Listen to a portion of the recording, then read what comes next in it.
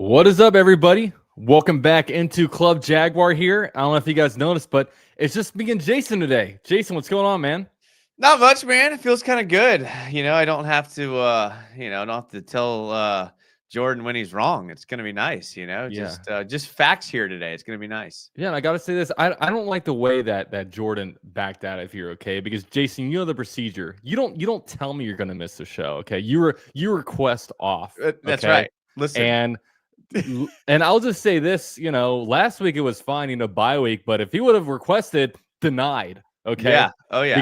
Because dude, our backs are against the wall. We have the Raiders coming up. This is a must-win game. We can't sit here and lollygag on vacation. Are you kidding me? I mean, if there's you got to plan your PTO, accordingly. And this week's not the week, so Yeah. just disappointed. But not everyone has the work ethic we do. Yeah, So I swear if I see any patch pictures from Jordan, it's his ass. Okay, that's right. That's right. so but So yeah, put in your applications for Club Jaguar. Email them to ucfjaguar@gmail.com for any applications. actually, what we're doing about halfway through the show, we have open competition. Look, so me and Jason are going to talk for the first half of the show, kind of get out our thoughts. So then, of course, we're going to give a shot at the sleeper. Then I'm going to drop the link, and then you guys are actually going to be able to call in. So that should be a lot of fun. And it's you could say it's an open competition, but Jordan's kind of like the first overall quarterback pick that we select in his rookie year, and he's going up against the Chad Henne, where it's like competition, but is it really? So, but you guys can let your voices be heard, and yeah, it should be a lot of fun. And before we go too far, I do gotta say, a lot of people like hit us up like privately about how much Jordan and me don't like each other. Truth is, Jordan and me are good friends. I think Jordan is the best at what he does when it comes to covering the Jags. I get all of my Jags content, from UCF Jaguar and Jordan. So me and Jordan are good. I actually think so highly of him. I like to bust his balls on this show, but just to set the record straight, Jordan and me do not hate each other. We're actually good friends, and we get along really well. No, yeah, I mean Jordan, I would have to say is the best Jaguars YouTuber. I mean, the way he pumps out content, the way he stays informed. I mean, he'll post 2-3 videos a day sometimes. I mean, it's I'm over here. I do my game streams. I do my recaps, and then sometimes you don't see me until the Club Jaguar show, right? It's just, I mean, he grinds, man, and he knows what he's talking about, and he has access. I mean, he gets down there on the podium asking questions, man, and so he's the real deal. Yeah, and hey, maybe one day he will get too big for Club Jaguar, so we will have to. I mean, Exhibit A tonight. So yeah, I don't even know why he's on the show with us, two knuckleheads, man. we're like small fish, and he's over here like, I asked James Gladstone yesterday. Yeah. And I'm like, I tweeted at James. His handle was at Jaguars, right? Because I tweeted them my thoughts about who we need to trade for. Pretty sure they never listened to me. They never listened to me or Diana Rossini apparently. So that's true. Shout out to Yari. He says, I regret to inform you the Jags play this week. Yeah, and that's we gotta start off with this. Like, man, if I knew we were gonna be 4-3 at the bye week, I would have been so thrilled. But I gotta say, right now, I feel so like down in the dumps about the Jaguars. It's probably just because what have you done for me lately? The Jaguars got outplayed on all sides of the ball the last 2 games. It wasn't just like our defense was stout and our offense was bad. It was like offense, defense, special teams. It just seems like a lot of people think we're spiraling, but it's kind of crazy to say that because the Jaguars have kind of some easier opponents coming up, and we treaded water pretty nicely through the first 7 games. So I got to get a vibe check from you, Jason. How are you feeling about the team right now? It was hard for me to kind of quantify or put into words how I feel. And I got to give Frank Frangie, voice of the Jaguars, credit, because he said today a lot of Jags fans live game by game and they want to try to forecast the whole season after every single game. And I do that too. And it's like when we were 4-1, so we're going to the Super Bowl. Now we're 4-3 with 2 losses in a row, and we may never win a game again. Like, we're just prisoners of the moment.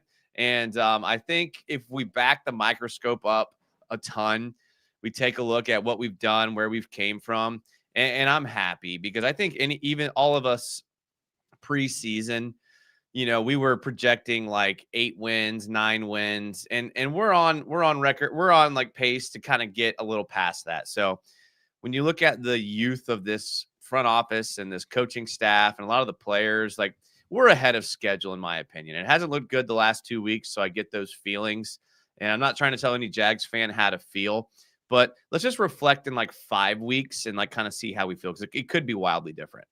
Yeah, and I'm kind of right there with you on that because it's always what have you done for me lately, right? And the Jaguars played their worst game in London, and we just look kind of lifeless. But I mean, to be honest with you, Rams are a really good team, and they threw stuff at us that Rams haven't showed any other team in years, of maybe if ever, just the way they play with their personnel packages. So it can't be discounted what the good things that the Jaguars have done. I mean, a 3-game stretch where you beat, first of all, the Texans, and that Texans team, it's always going to be a good win against the Texans because they have such a tough defense and they are kind of turning it around. And at the time, it was like, oh, Texans suck. They're 0-3, but they lost to the Rams, then they lost to the Bucks, then they lost to the Jaguars, right? So it's good company, and they're 3-4. They're literally 1 game behind us in a wild card right now. So we're neck and neck with them, and then go to San Francisco, beat the 49ers.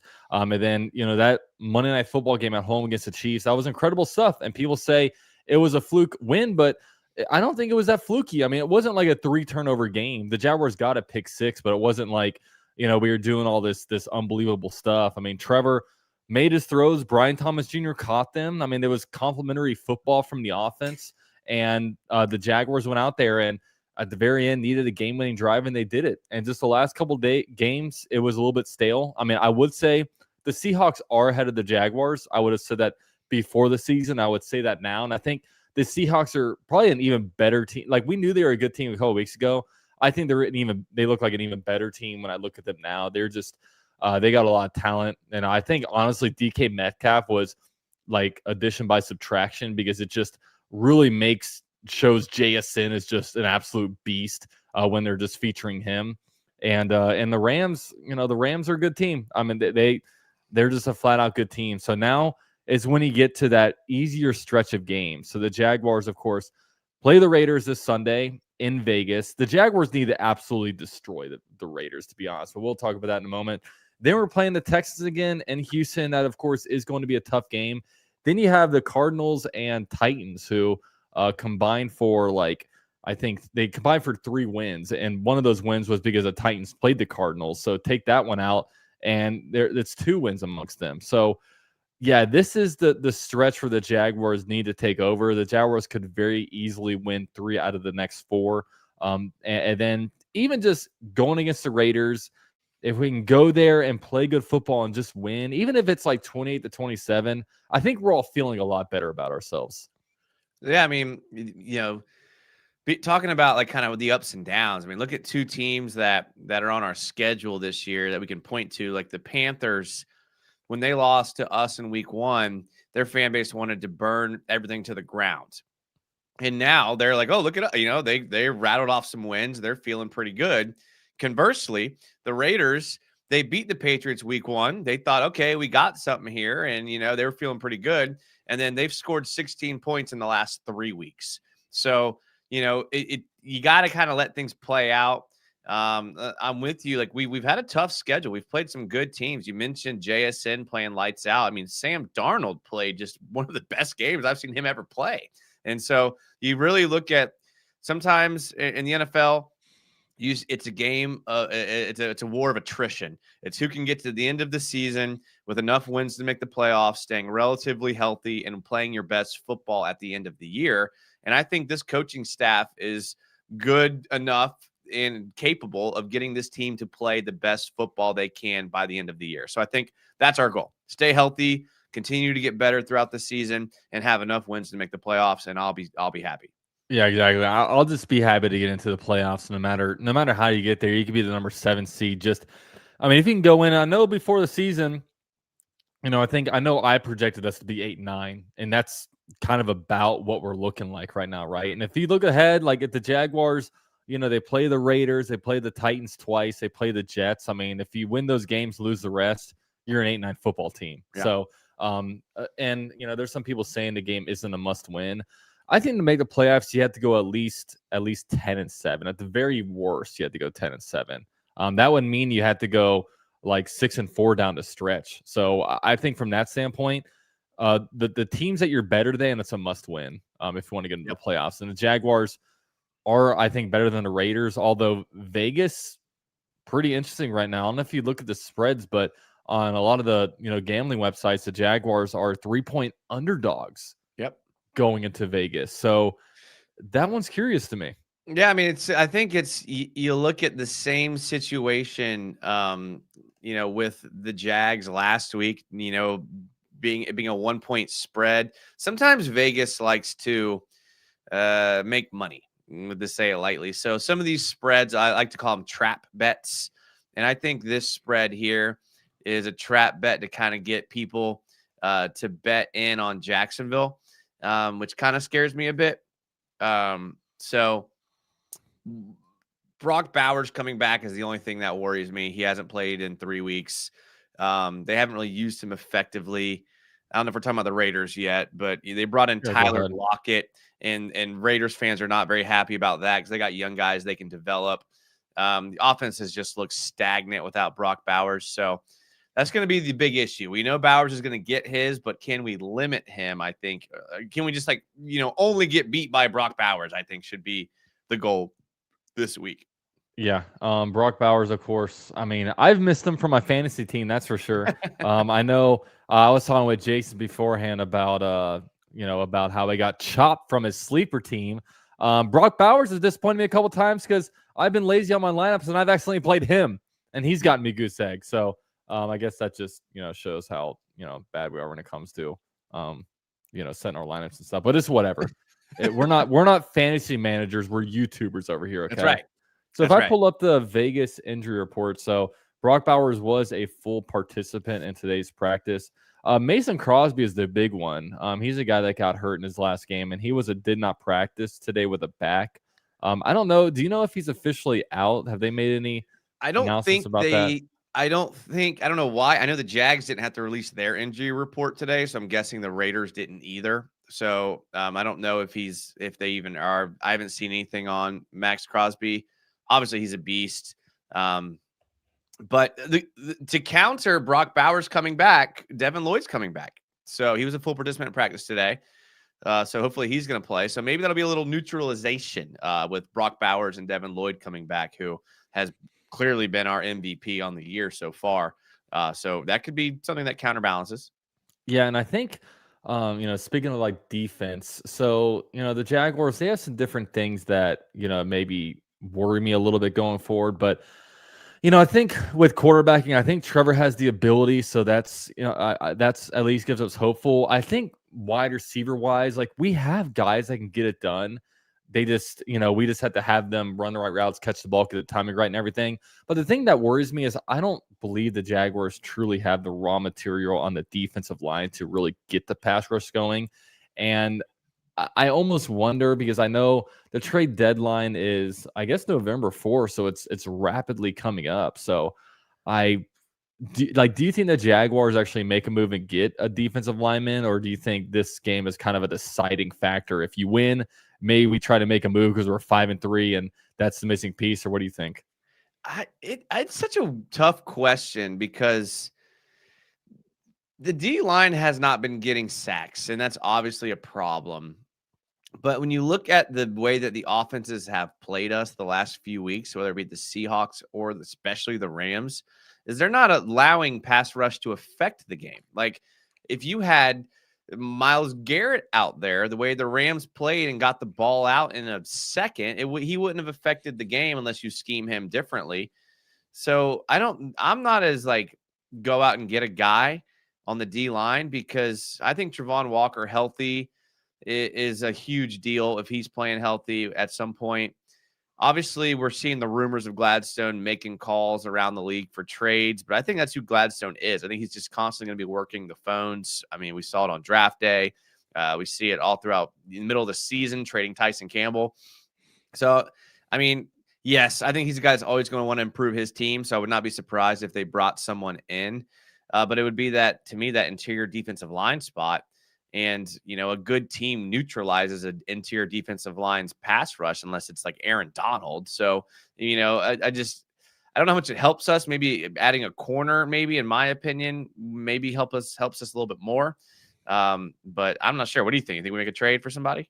I mean, as much as fun as it would be, and as much as we need it, I'm just wondering. I could see the Jaguars making a move for a guy, but I think it would have to be somebody for a day 3 pick, or maybe even a player for player if they want to do that. Like, I just can't. We don't have a first round pick. We have 1 second round pick, and we have 3 third round picks. So, I mean, maybe you trade one of those third round picks away, but at some point, does it become a little bit negligent to throw throw these picks away? Like, for example, I know Quinn Williams is kind of being discussed. The Jets say they want to trade him, but there is a price for everybody, of course. Like, if a second round pick gets you Quinn Williams, it would be exciting, but at the same time, you make the trade and he's on a contract. Like, then all of a sudden you don't have a first and second round pick. Like, I just don't know what it looks like from a roster perspective of, like, can you afford everybody? Because I'm always somebody, I want the draft picks. And I know it hasn't really worked out for the Jaguars in the past, but I think we have hopefully better people drafting these players now. But I would say that if the Jaguars make a trade, they'd be giving up either, a multiple day 3 picks, or maybe even a day 3 pick plus a player that they don't deem as giving much value to the Jags. Yeah, Quinn Williams is a good one there, and obviously he'd make the team better. And Gladstone's coming from the Rams regime where they don't really care about draft picks. It's the reality of the situation, and they've won that way. So it'd be interesting to see. It's one of these wait and see situations. I'm kind of with you where I think you're going with it. I mean, this roster on defense isn't, like you said, doesn't have the bones there, but what's up with Mason Smith? Like, what's going on? I don't know, dude. I was just thinking about the other day. Like, it's just like, I'm not, like, we've invested so much money and draft capital into the D line. Like, how much can you do, really? Like, how much can you do? And I don't care what anyone says. Like I said, in that Rams game, having the best 4 D linemen in the world wouldn't have changed the pressures, because that game plan was just solid. And that was to just get the ball out quick, and it was just executed perfectly. Obviously, you want good D-line. Everyone in the chat is saying you got to improve the D-line. I get it. I just don't think it's as easy as people think. And I think that's what you were saying too. It's like, it's not like, oh, let's just go get a guy. Like, it's a lot more difficult when you're factoring in the contracts and the salary cap, and at least keeping some semblance of a draft day draft board. So I don't know. We may be in a situation where we have who we have for this year, which you got to coach them up, as we say. Yeah. And whatever James Gladstone does, I'm someone that I'm going to give everybody the chance and the benefit of the doubt to do their thing until I start to kind of question it a little bit. And I mean, James Gladstone, I think he's obviously done some good things. I mean, of course, we tempered our expectation the last couple of weeks, and now people are like, oh, Tyson Campbell got a pick 6, all this different stuff. Not even playing Colin Saunders, which that's another thing. Colin Saunders, I wonder what's going on with that situation. I mean, the fact that, like, you got like Dennis Gardick out there, like, playing the amount of snaps that it's just like, yeah, I don't know. I mean, and if we really take a step back and look beyond these last 2 games, the defense has not been bad. Like, they really have. Even in the Seahawks game, defense wasn't bad. So I think, you can keep adding players all you want. The offense has to do something, or the Ravens teams of the early 2000s wouldn't matter if your offense keeps dropping the ball and Trevor keeps overthrowing, you keep doing penalties. So I'm actually not as worried about the defense as a lot of people are. I think the focus definitely needs to be more on the offense if we're going to need to get better somewhere. Yeah, one thing, last note on the defense, one thing that should make them better, I think, getting Greg Newsome some more snaps, and Travis Hunter as well. I don't know. I think I'd kind of pull the reins back a little bit and kind of, the first 7 games, you're trying to figure out snap count, mitigate that. Well, now we're in a position where it's like, all right, let's let them loose, man. Let's play them. I don't know a lot about, like, because this is uncharted territory. Like, if he's getting 80% of the snaps on each side of the ball, is that sustainable over the course of the next, like, 10 games, potentially plus playoffs? But at the same time, like, what are you doing trading for him if he's not going to do all that? Like, wide receivers don't go number 2 very often. Cornerbacks don't go number 2 really ever. And we drafted someone that does both because he could do both great. So I'm trying to utilize him a lot more because I don't care what everyone says. He's the best cornerback on the team. He's just I think he's a better cornerback than wide receiver, but I think we maybe need him more at wide receiver just given the situation that we're in. I think his role right now is probably different than they expected it to be because I don't think they expected Brian Thomas Jr. to be just so limp at catching the ball and stuff. So I'm unleashing Hunter, truly. I got a question for you along the lines of the defense. Let's hear it. And this is very relative to us, and I'm sure the chat will have much to say about it. Aiden Hutchinson just got a contract extension. 4 years, $180 million with 141 guaranteed. Is that what we're going to have to pay Travon Walker? And additionally, would you pay him something close to that? I probably wouldn't pay him that. I mean, and it's hard to talk about Aiden Hutchinson because Travon Walker really is a good player. I feel bad because I feel like, everyone always talks about Travon Walker and the fact that we drafted him over Aiden Hutchinson. It sucks, but I think Aiden Hutchinson is better. I think he puts up, better numbers. I mean, he's a true baller, but with Travon Walker, I think you definitely re-sign him. And I'm not that I don't know that much about contracts, to be honest with you. I think you get these guys signed and then, you kind of make it work. I mean, I'm re-signing Travon Walker. What the contract looks like, I don't know, but I can't imagine he's going to be making that Aiden Hutchinson type of money. What do you think? Yeah, I mean, I can't see that. I mean, I heard that set the NFL record for most guaranteed money by a non-quarterback, which happens every time every year a new contract gets signed. That happens. But that just means he's in the top tier of players. And, man, I mean, I guess, which is crazy because Travon Walker's been good, like you said. But does the next 10 games really indicate what his contract's going to look like? Does his contract really come down to the next 10 games? Like, seriously, if he balls out, is he getting close to that? And if he just kind of does mediocre, I don't know. This is a weird situation because he's a first overall pick. He's a good player. I mean, really underrated. And anyone that watches ball or watches him will say that. So that's a tricky spot when it comes to contract extensions. Yeah, I mean, I don't think the next 10 games will hurt him, but I definitely think it could help him. Especially if all of a sudden the cast comes off and all of a sudden he gets all these pressures and all these sacks. I mean, he's ineffective with it, and the defensive line was ineffective with it. If he gets it taken off, it could be completely different. But I don't know. It's a hard conversation. But hopefully, I mean, I don't know what his arm looks like now. Hopefully, at least he has his fingers and thumb available because it's just. I mean, as a defensive lineman, you're shedding. I mean, you need to use you need to use those hands. You need to shed those blockers. So.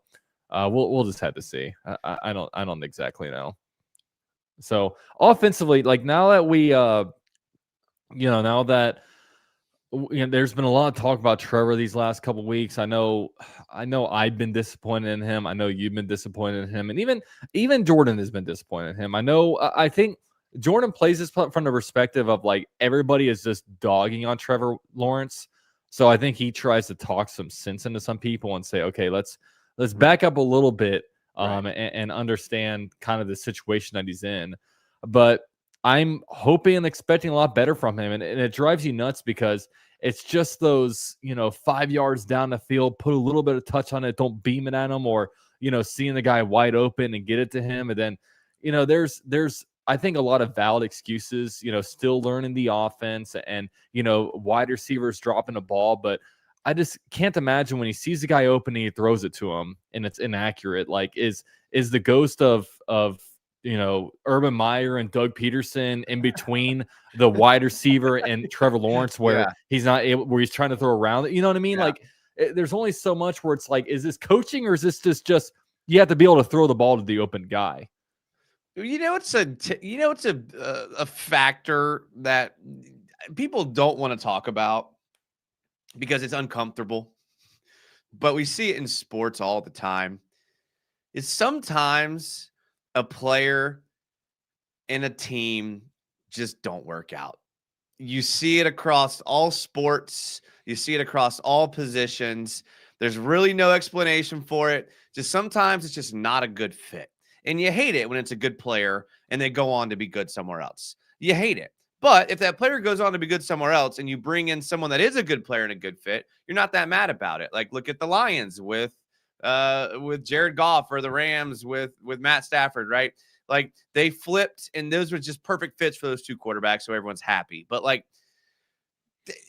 no one's really talking about this, and it's unexplainable in sports. We want to try to explain everything, but you see it all throughout every single sport. Sometimes players and teams just aren't good fits for whatever reason.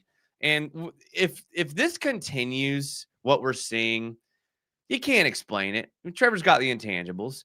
He makes some throws that are out of this world, but sometimes it's just not a good fit. And it's not a rational answer. It's not a scientific answer. You can't use the scientific method to prove it, but you see it all the time in sports. So I'm getting scared that this is just a situation where Trevor and Jacksonville are just not a good fit. Yeah, I get scared too. I mean, you saw it literally with Jared Goff. I mean, the Rams, a good football team, good organization, just for whatever reason, he didn't really fit in that offense. And you know who looks a lot stature-wise and play-wise very similar to Jared Goff and playing in a very similar scheme as Jared Goff played in Los Angeles? And that's unfortunately Trevor Lawrence. And then, like, because I could totally, and that's my greatest fear. And it's my greatest fear that Trevor Lawrence goes somewhere else and plays well. And then we're over here, starting Justin Fields and we're trying to figure out the next guy, And I mean, I would love to move on from Trevor Lawrence. And if we had our own Baker Mayfield and Trevor Lawrence is killing it. So, like, if we were in the same spot as the Rams, like, Jared Goff goes to the Lions and he's doing well over there and we're winning with a Matthew Stafford, then I wouldn't be as salty. But man, if say if I'm the Jets and you see Sam Darnold over there killing it, or if you're the Cleveland Browns and you see Baker Mayfield and Tampa killing it, and you're sitting here what feels like a quarterback purgatory, that is my greatest fear, because I don't want to get put down in that where it's like, oh, Trevor Lawrence for Jacksonville, most fumbles from this time to this time. This was his record. And then now now he's playing with whoever. I mean, name your organization. Now he's over here and he's killing it. He's 12-3 since signing over this team. That's what I fear the most. I don't want people to come at me and hate on me for this, because it's just hypothetical. Like, what if the Cardinals and Jags just swapped Kyler Murray and Trevor Lawrence, and they just swapped them out, and they just both went on to be good at their respective teams? Everyone would be happy. Everyone wouldn't care. Like, that's kind of where I'm slowly getting. Not Kyler Murray specifically, but you guys see what I'm saying? Yeah. It's like, I love Trevor more than anybody. I partied harder when the Jags secured that first-round pick to get Trevor Lawrence. I told everyone and their brother, Trevor Lawrence is generational. He's going to change the Jags. I love Trevor more than anybody, but I'm just getting to the point where it's just not working. And it is what it is. And, like, I want to be wrong. I want him to go on a tear, and I want Trevor Lawrence to be the Jaguars quarterback. Everyone hear me. I want Trevor Lawrence to be our franchise quarterback, win a Super Bowl. That's what I want. But if it's not going to work, I don't want to go through this quarterback purgatory. I just want to do a clean swap where it works out good for everybody. So that can happen. Liam Cohen did it once with Baker Mayfield, so it could happen. But I just really hope Trevor starts to show us more consistent play. That would make me the most happy. Yeah, and that's what I'm hoping for, because I think it's hard for me, and I think this is why, like, maybe I've been so down the last couple of weeks, because ever since like 2020, that season we were so bad, Trevor Lawrence was on our mind, and he was the guy, like, man, this is what we're losing for. And if, like, and I've had since then in my head that, yeah, this is the guy, we locked him up. He's our guy for the next several years. 2022 happened. It was amazing. 2023, we started off 8-3 before the injury. And then now, this year I'm sitting here really questioning, like, man, like, is this guy really it? And it's hard. I mean, it's really difficult. And It'd be nice if there was, but I don't know how many other times it's happened in the history of the NFL where there's been a Rams Lions swap, or just you trade two quarterbacks and they work out great for the other team.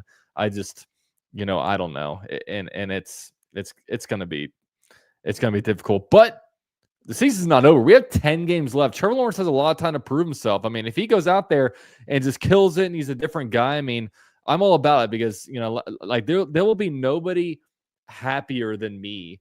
You may be as happy as me, but there will be nobody happier than me if Trevor Lawrence absolutely kills it. But we have to call a spade a spade. He hasn't been good enough, and we need more out of him. Yeah, I think that's well said. I can't even add on to that. I agree. I feel exactly the same way. No one will be happier than me, but we're in year 5 now, and he's had one stretch of games. You can call it the season he went to the playoffs. You could even extend it. There was one stretch in his career where he looked like a top 10 quarterback in the NFL. Outside of that, he has not. Yeah. And he's getting paid, and he was drafted to be top 10 quarterback. Yeah, and I know me, I've given him all the excuses. And even this year, like I keep in mind the excuses, but I'm at some point it's time to say, dude, he's open. Get it to him. Or hey, this guy's wide open right here. Why are you throwing it over there? It's like at some point, read the field. You're in year 5. This isn't, it's not like your second year and you're with a second offensive coordinator. You're learning a new thing. At some point, like, dude, like it's, and I think even Pete Prisco said this well the other day. Like, there's something going on between like the snap and when he throws it, right? Like when he gets it and he drops back, it's like I don't know what's going on there. And I said that kind of last week. I questioned the football IQ. Like even the thing where he takes the ball and runs out of bounds for a loss. It's like, dude, just like Patrick Mahomes isn't doing that. Like there's certain guys like Patrick Mahomes just feels like he's in so much control when he's in the game. He's so comfortable. Josh Allen the same way. Like Trevor Lawrence, it just looks, I mean, football looks hard for him. And, if you're sitting here playing like, 7-on-7 and there's no contact, like, I think Trevor Lawrence might be a better quarterback than a Patrick Mahomes. But when it comes to the actual NFL game, when they're playing exotic defenses, when the pass rush is coming at them, just I don't think Trevor Lawrence is really excelling in that area. I mean, the things that are concerning the most to me is we mentioned it the last show. You can blame his receivers all you want. The dude's led the league in drops every year he's been in the league. Yeah. At some point, is it unlucky, or is it something to do with the passer? That's just a question you have to ask yourself. Yeah. Second point, he's obviously struggling to get the plays called in and the audibles and the checks at the line of scrimmage. He's struggling to get guys lined up correctly. And then again, 5th year, you're still running past the line of scrimmage and throwing the ball. Those are things that should just not happen to a quarterback. And maybe he gets it figured out in year 6 or 7. Maybe he does. I mean, he was really young when he started, but it just sucks that it's taking this long. And again, for all the people out there listening, I hope he gets it figured out. That's all I'm gonna say. Yeah, and like we're not. Yeah, I mean, it's what it is. It's what it is. I mean, I'm tired of babying him. I know there's different circumstances. Like Brian Thomas Jr. obviously has to catch the ball, but there's certain stuff outside of that he needs to be better. All right, so we want to give a shout out to this channel sponsor, Sleeper, over here. Of course, we like to make different picks every single week. Let's see what they have for the Jaguars one. I think Wednesday they start putting up a little bit more stuff over here. By the way, the Jags 4 o'clocker, so. Not a huge fan of the 4 o'clock games. I like the 1 o'clock, but I just feel like the game's in and it's like dark. I just think it's kind of weird, but I like it. It gives me plenty of time to get primed up for kickoff. Hey, there you go. Yeah, that's true. That's true. Would you rather a 4 o'clock game in Jacksonville or a 1 o'clock game in Jacksonville? What do you like more? Dude, you know me. I like the late games, man. Give me a Monday night. If not, give me a Sunday night. If not, give me a 4 p.m. If not, give me a 1. Just because I don't even finish my Celsius until 11, 12 in the morning. So, I gotta get going. These 1 o'clock games sneak up on you pretty quick. Bro, it's a shame this game isn't in Jacksonville with the weather coming this weekend. Oof. I know. The Jaguars played way too many games in Jacksonville to start this year because, man, November and December is prime Florida weather where Yeah. it gets into the 70s, the humidity kind of goes away. You got some 60, it's absolutely awesome. But this game is in Vegas over there. So we got some numbers here. Brian Thomas, I'm staying away from Brian Thomas Jr. A lot of inning timers here. One thing I will probably go, I got to take. Bowers. Yeah, I was about to say Bowers Brock anytime. Bowers. Was that you're thinking? Brock Bowers anytime is exactly what I was thinking. Because Jaguars against tight ends, Jaguars when a player is coming back from injury, I don't know, it just sounds like a recipe for some greatness. And they're going to try to feed him because they're broken for sure. I mean, they're 2-5. They won their first game against the Patriots, but 1-5 since then. The only win coming against the Titans. So the Raiders are not a good team. No, the Raiders are not a good team. They're not. But some say we aren't playing the best right now. So let's go. I would love to see Travis Hunter's receiving. Oh, they don't have Travis Hunter on here. That stinks. Let's do one on Brian Thomas Jr. You think more or less than 61.5? Ah, dude, betting this guy is like rolling the dice. I want to go less. I only want to go less because I keep going more, and it's like it's hurting me. So I'm going to go less and hope he goes more. Okay, I like that. Had your bets a little bit. Yeah, we're gonna put $5 on that one, and let's see what rushing yards looks like. Man, Trevor Lawrence 13.5 rushing yards. I like that. Bashal Tootin 19.5. Man, I'd love to see some more Bashal Tootin. They picked Bashal Tootin before Scadaboo. I think they picked before Scadaboo. So, well, I mean that's the thing. It's like, man, until this week, it was like that was stupid, and now you're like, yeah. Our guy's healthier. I guarantee our guy plays more games this year. Yeah, absolutely. Yeah. So what we'll do, I like the Trevor one. We'll go more. I like that Trevor one too. I like that because he's been scrambling a little bit more. So these 5 will get you 36. It's pretty good payout there. Remember, guys, promo code UCFJAG will get you a either your first $20 free. So you only have to put any money down. As you guys can see here, the first $20 is free on Sleeper, but then you also get a 100% match up to $100 using promo code UCFJAG. So we're over here. You have 5 minutes to cancel in case you have instant regret. I like that. We never do it over here, okay? Yeah. We never do it over here. But it's enough time for your wife to take your phone and change your bets because you're spending too much money over here. But not time for you to call Gambling's Anonymous and have them talk you off the ledge. Yeah, enough time for that. So with that said, shout out to Sleeper. We appreciate them. But we're going to do now, guys, we're getting to the call section, okay? I went ahead and put the link down below.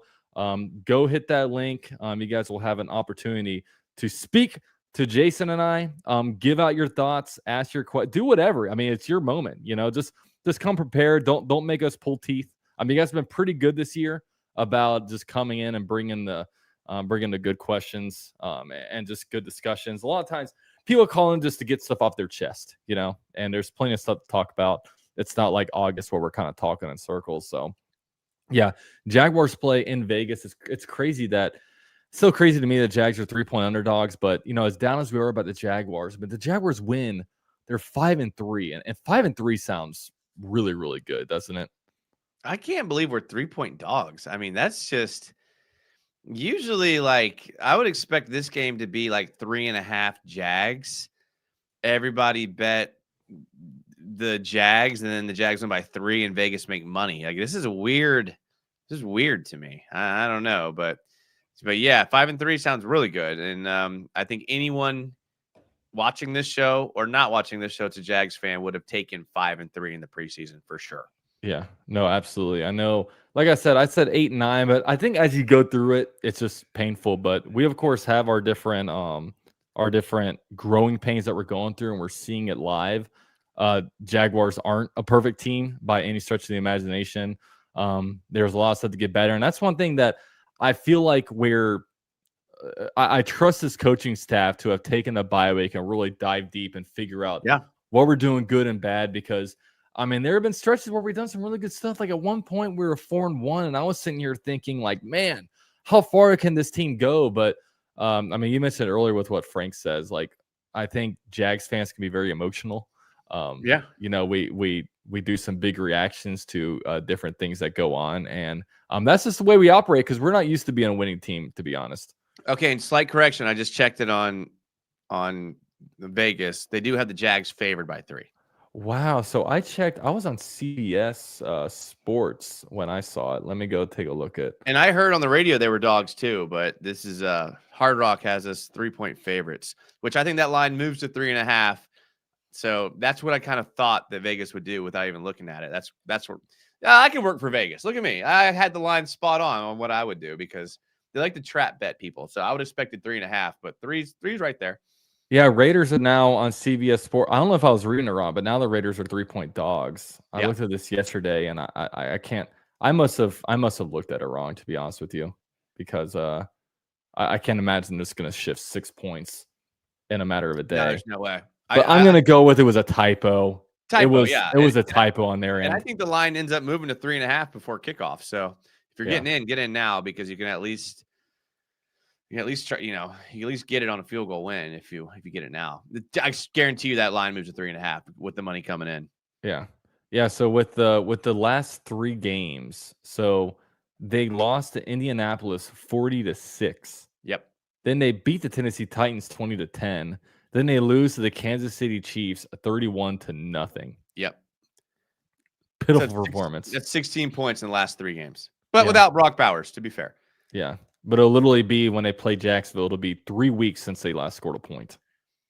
Another side point, just for the Jags fans that like to get a little overreactive. Do you remember the GM, the assistant GM from the Bucks that everybody wanted to be our GM? Yeah, John Spytek guy. Spytek, yeah. Yep. John Spytek. He's the GM of the Raiders, if that makes any of y'all feel better. So yeah.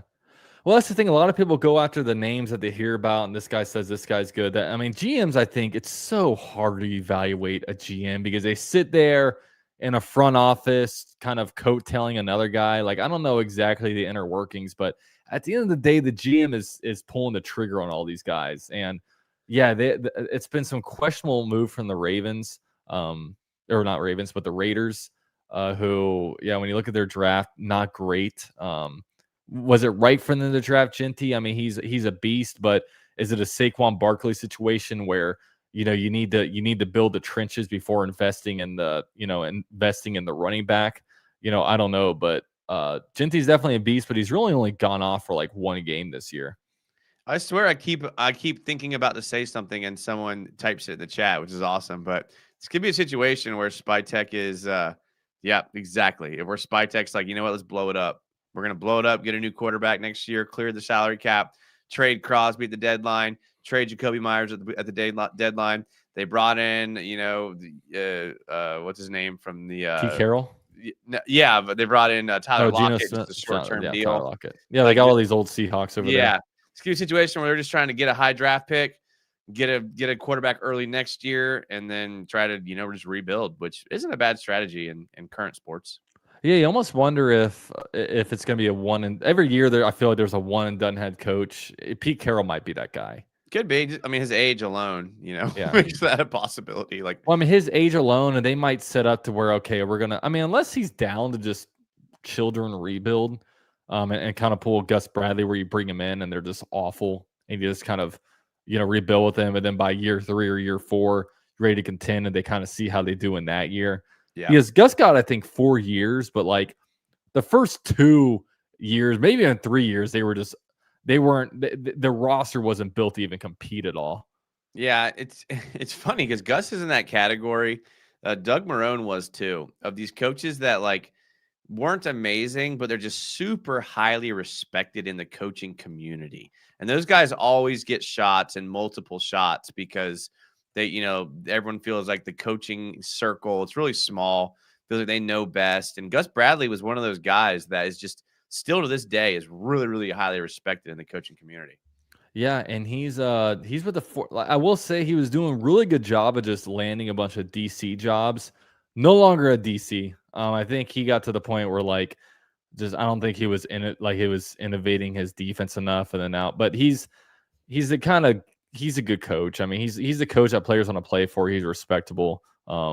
He's certainly got a lot of respect from people around the league. And in Jacksonville, it was definitely It was definitely an interesting time in Jacksonville. The main thing I remember about him is he would never talk bad about any player to the media. He was as robotic and like about the least personality I've ever seen out of a head coach. And I mean, the thing about Gus Bradley was that like his bread and butter was that like cover three. Yeah. When like that's all he ran and rushed for and drop into cover three. And that used to work, but then nowadays the NFL now is the opposite of that. It's the too high safety look and make the quarterback play underneath. And that's just, just not sustainable. His defense isn't sustainable anymore, but his defensive mind is still valuable. I think that's where he's at now. Yeah. And I know Timmy Devil kind of mentions the Brian Thomas Jr. trade. Like what did you make of that when it came out? I mean, as soon as they said it, I was like, I don't think this is true. And then Gladstone came out and was like, no, we're not shopping him at all. I mean, he's too talented of a wide receiver to trade because of a bad stint of 5-6 games of dropping the ball. I mean, he's too talented. You got to give guys more time than that. It's not like he's Tyson Campbell on a huge contract. He still has a lot of upside with his athletic ability and his cheap contract. So those aren't guys you typically trade unless you're getting like a first or second round pick for him. Yeah, see, part of me wonders, like, honestly, like, part of me was thinking, like, did Gladstone just, like, put that out there just to see what teams would offer up to the Jaguars, knowing that they weren't going to make a move, like, just to say, like, what if the team offered up a first-round pick? What do we do in this situation? Because it would have to be first-round pick, you trade them, but there's no chance. Exactly, but, like, because I'm not trading for a second-round pick. No. But if someone says, hey, the Kansas City Chiefs call up and say, hey, just a random team like that, the Steelers, someone like that says, hey, we'll give you a first round pick. Then it's like, okay, maybe they consider it. But I almost think of a situation where like you put it out there and then 2 days later you say, oh, no, we didn't. That wasn't you know maybe. What I mean? Like, because these guys are all playing 40 chess and somebody put that out there. Like, I don't know. I don't think Diana Rossini, like, she hasn't been very accurate about her Jaguar stuff, but I just don't believe that she would just make it up out of midair just to get some buzz out there, Yeah, I mean, these rumors, you know how they are. I mean, we hear them every year. We hear them, and usually our intuition's correct. It's very rare that something surprises us. But yeah, there's just, unless you're getting a second round pick and a receiver who is also on a cheap contract with high upside, I mean, there's just, it doesn't make any sense, especially coming off of his rookie year that he had. I still have high hopes for Brian Thomas Jr. I mean, He is what he is. I think when Travis Hunter becomes more ingrained in this offense, like Brian Thomas Jr. is going to be really valuable in his role, running the 9 routes, the 7 routes, and anything out essentially. But he's still really good. Still gets open, runs crisp routes, explosive in short areas, breaking out of his routes. We got to just see if he can get out of this slump of dropping the ball. And, not a guy I even thought, even when the rumors came out, we were going to trade. Yeah, I didn't think so either, but it was, it was just interesting that it was out there. And I know Timmy mentions like he thinks his agent put it out there. I don't know what benefit his agent putting it out there is, because like, if his agent wants to put him out there to get Brian Thomas Jr. out of there, then like, okay, then we have a whole different issue that Brian Thomas wants out. And then he almost becomes tradable, because if you're not bought into what we're doing over here, then you're ultimately a liability. And then ultimately, like, you become expendable in a way. But I don't think Brian Thomas Jr. is the guy to do that. But I certainly, what we don't have access to right now is his psyche and what he's thinking, because I'm hoping that he's sitting here saying, man, like, I am not doing good enough. I'm dropping these balls. I am not giving up my all. Like, I need to be better. And he works at it. That's what I'm hoping. I'm hoping he's not in this moping around thing, pointing fingers, saying it's Liam's fault. He's not giving me the right routes. It's Trevor's fault for putting the ball here and not here. I certainly hope he's taking it upon himself, and he knows he needs to be better, and he's going out there doing whatever he needs to do to get better. I mean, if he gives him any sort of solstice, he's not the only one dropping the ball, and that's why I keep looking back to like, is Trevor throwing an uncatchable ball? And I get a lot of flack for that, but kind of like with my theory of sometimes it doesn't work for a team. Like, I don't know. Like I've pointed to in the past, Trevor leads the league in drop passes every year, regardless of the receiver. And so Parker Washington's dropping the ball. De'Ami Brown's dropping the ball. ETN's dropping the ball. It's like, I don't know. It's just weird. Yeah, like I said, he's either the most unlucky quarterback in the NFL or he's throwing an uncatchable ball. Either way, not good. Yeah, because I mean, it is crazy the stats out there. I mean, guys just drop it from him, and I don't necessarily think it's the uncatchable ball thing, but I mean the stats are out there and they support it more than they don't support it. Shout out to Mr. Ice Mellow with a $10 donation, dude. I appreciate that, man. He says if Trevor Lawrence gets Travis Hunter as wide receiver 1 primary target, he might improve and develop consistency. Like to see that before forming an opinion. It could also help open up opportunities for others. And yeah, I think this is the way the Jaguars offense needs to move, because that's a nice thing about the Jaguars offense when it comes to Brian Thomas Jr. not doing well. It's that, okay, we have Travis Hunter, but on the defensive line, when it's like, okay, Josh Hines Allen and is the only one really able to go in here and get pressure. It's not like we can sit here and be like, oh, it's fine, Smoot will step up. We don't have that out there. So yeah, I think that's the biggest difference we're going to see. I think Travis Hunter is going to start to get a little bit more feature out of this offense, and I'm here for it. Yeah, I mean, it can only help everyone else. I mean, I mean, I agree. It can only help everyone else. I mean, I think they're using Travis Hunter on offense like as much as they're using any other receiver, to be honest. When you look at their personnel types and the way they'll use like 2 tight ends and 2 backs at times, like he's playing as much offense, I think, as Liam Cohen wants to use any receiver. The question I think is like, do you see Parker Washington and Tim Patrick's reps go up? Like that's the real question. It's like one interesting thing, and I put this out on Twitter, like Tim Patrick always sits next to Trevor. Whenever you have the Hunt episodes or whatever like that, whenever they're in their meeting rooms, it's Trevor Lawrence and Tim Patrick sitting next to each other, kind of all by themselves. I found that interesting. I love Tim Patrick. I mean, I didn't have this opinion before he got to Jacksonville. It's not like I was watching him on the Broncos or wherever he was after that. And yeah, it was not like I was like this big Tim Patrick like homer. Everything I'm seeing out of Tim Patrick, I love. I mean, he's dedicated in the stock block running game. He seems to catch everything that's thrown to him. Whenever he does make a catch, it always seems to be a big play. Trevor kind of looks for him. Maybe that goes to the camaraderie they have, but I don't know if the answer is to give Tim Patrick more reps, but I have just been, as someone that, again, just where I'm coming from, I mean, I watch every Jags game. Not only do I watch it live, I watch it on the All 22 where they show every play twice, and I usually watch it condensed again. I mean, I watch every Jags game 4 times. And like what I'm seeing out of Tim Patrick is that he just is a solid dude that is always where he's supposed to be and doing his job. And in this Liam Cohen offense and where our offense is right now, that might be more valuable than these explosive guys that are inconsistent with catching the ball. I don't know if that's the answer, just an observation I've made. Do you think that Christian Kirk is a little bit jealous of this relationship that's blossoming between Trevor Lawrence and Tim Patrick? I think Christian Kirk's trying to be like the other girl and like sending texts late at night, like, hey, remember the good times, that type of thing. I mean, I think Christian Kirk has played 2 games. I mean, people are talking. Shout out to Augustin, channel member. I've heard this too.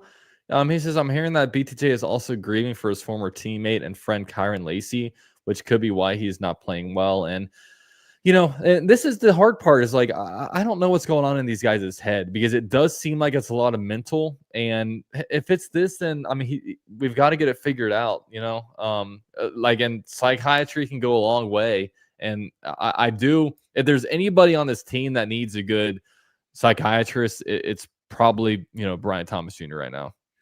You brought this, you said it in passing earlier in the show, like, you don't know his psyche, and it's such a good point, because I think sometimes we forget that these people are humans. And like and I try to make a point of this in all my shows. Like when I talk about how Walker Little is terrible, the dude would destroy me. I'm not oblivious to the fact that he is bigger, stronger, faster, and an insane NFL player, an insane football player to make it to the NFL and to do what he's done. I'm not oblivious to that. So I try to remind everybody that like these people are human. And when you watch these like documentaries, that whatever they're Netflix or NFL films, and you listen to these guys talk about like what's going on in their life, like you remind yourself that these guys aren't just like, for a lack of a better word, a piece of property that you're just paying money for to help you win games. Like, they're people. And like, just like you have bad days and bad weeks and bad months, so do they. And like, that's the reality of it. Doesn't mean that they're a good fit for the team, unfortunately, but they are people. And I do try to remind people of that. And speaking of Walker Little, I would love you to say to his face what you think about him. Walker, I think that you are a very good football player. I do not think you are a good fit for the Jacksonville Jaguars starting lineup. All right, that was pretty eloquently said. I like that. Yes. He is the background on my computer, by the way. I bet you do more than just look at him. Yeah. Oh yeah. I got a whole file. I got a whole folder full of Jaguar players in here that, you know, and 2017 Jaguars especially. I go through that. That's easily on the FAP list. I'll say that. We need Dalton's Jaguar not safe for work folder. That's what we need. It's called the 2017 and 2022 Spank Bank that I got going over here. So, but yeah, gotta lock in. Got Trevor hurt multiple times, bro. Oh yeah, that's you know, yeah. Where is Jordan? That one guy, he got a lot. People gave Jordan a lot of slack last week because he's one of the, but I give Jordan a lot of credit. He defends Trevor and he comes with some legit stuff that almost sways me. That almost makes you say, hey, maybe I'm crazy. Maybe I'm not looking at this right, because he definitely brings up some good points about it. I think you said it good earlier. It's like, it's not that he's even defending Trevor, because especially this year, he's made a good point of saying Trevor needs to play better every time that he mentions Trevor. But he just likes to re-emphasize the obstacles and hurdles that Trevor's had to go through that a lot of NFL quarterbacks don't. And that's fair to bring up, and that's fair to diagnose. But at the end of the day, I've always said this, it's Jimmy's and Joe's, not X's and O's. I will always say that as someone that's coached. It's Jimmy's and Joe's, not X's and O's. A lot of these coaches are running the same things across all the teams. At the end of the day, it's who's on the field, and eventually you're either producing or you're not. Yeah. And one thing I know is that, like, sometimes it's good to not have the mainstream opinion that everybody's talking about, because you could add Jordan to the people that's piling on, on Trevor Lawrence, and he would just be another guy. But he's defending him, and he has legit reasons behind it. I know me, like, I've been dragged on X twice this season. One was in August, where I said Brian Thomas Jr.'s drops are becoming a concern. Everyone's like, oh, he's a gamer. He's never been a good practice guy. Once the game starts, he'll be fine. And I was like, okay, maybe I'm an idiot. But yeah, that came into fruition. After when Cam Little missed his second kick, the second week in a row from the same spot, I said, guys, we might be looking at a kicking issue right now. People are like, oh, he missed 2 kicks all last year. Then now look at him. Now, like, he's a kick away. He's a missed kick away from being in serious trouble where they had to bring somebody else in. So, we could be sitting here and Jordan could be kind of victory lapping us if, Trevor Lawrence takes us 5-0 in the next 5 games and all of a sudden turns it around and our offense is clicking and, he leads a couple game-winning drives, because we've seen him do that before. I mean, he had an amazing game-winning drive against the Chiefs where I know myself, I said, we're cooked. Yep. Trevor can't do this, and he did it. Had a few amazing throws. Obviously, the crazy trip play. He's done it. We had to give him credit for that. I mean, it just goes back to he's just he's inconsistent, and unfortunately, the NFL is full of former inconsistent players. The name of the game in the NFL is being consistent. And, it just sucks because when Trevor's on, he's on. And when he's just inconsistent too often. So, again, another thing I've always said, and I feel like I'm just saying things I've always said in life, but you have to be consistent to make it in the NFL. More than talented is consistent, whether that's staying healthy or just not messing up a bunch. That's the key to staying in the NFL. And he's just been a little too inconsistent to give us hope for the future. Yeah. I couldn't have said it better myself. So that one guy throws a $10 donation, which, by the way, I don't know what's on this guy's plate. It looks like eggs and like jalapenos. Yeah, bacon, jalapenos. I don't It know looks what's like, under it. Macaroni, maybe?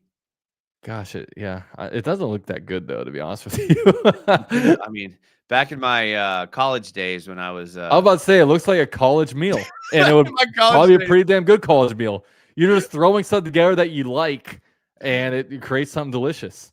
back in the college days when there was some substances being passed around, that looked Yeah. like it might hit pretty Oh good, is yeah. all I'm gonna say. Yeah, I know one time, like, dude, I got there was this one place where, it'd be 2, 3 a.m. We would always order pizza from this one place. It was so good. I had it sober one time. I'm like, oh God, this pizza is awful. But man, I tell you, it was actually it was literally called 5-star pizza. But Okay. Yeah, we have one of but those here in Jack's. I I never was had it, but I was like, it's this legit 5-star pizza. But man, when I had it sober, it was it was not. 1-star pizza. Yeah, definitely that. But hey, man, like those, nothing hits better than a greasy ass pizza when Yeah.